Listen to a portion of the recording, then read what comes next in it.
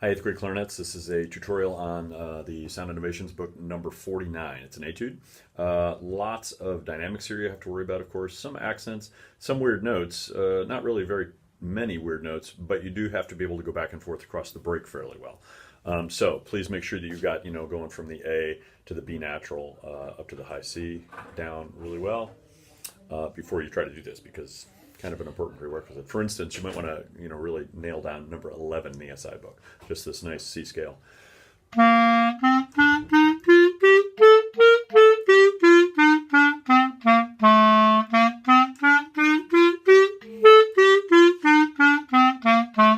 especially want to practice that A to B, Just going from the low register up to or the medium register, I kind of should say, I guess, up to the high register to make sure you really have that down. Okay, so we're going to start at 49. I'm going to play it nice and slow. Remember, you can play it as fast or slow as you want to, as long as it's steady. I think the most important part of the tune is dynamics. There are a lot of dynamic changes and some really sudden ones too. So it sounds really cool when you do it right, but it is a little tricky at first too. I think probably the hardest technical part of this for you guys is, let's see, 1, 2, 3, 4 measures from the end, where you have there's a high C and then a high B natural, but then it goes to G sharp, A, and then back to the C. So I would practice probably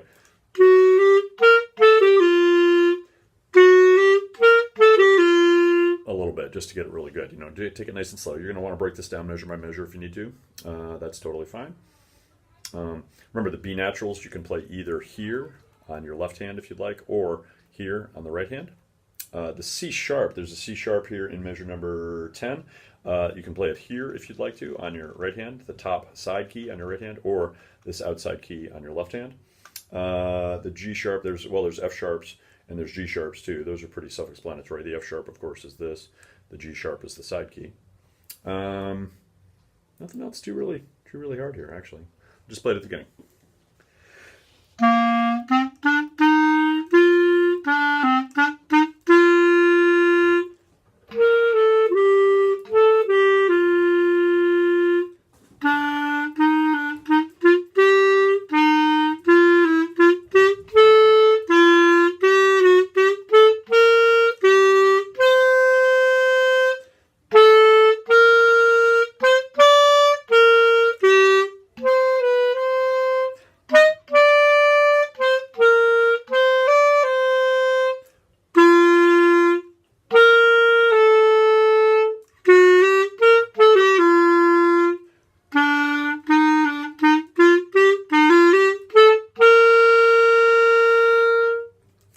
Again, lots of dynamics here.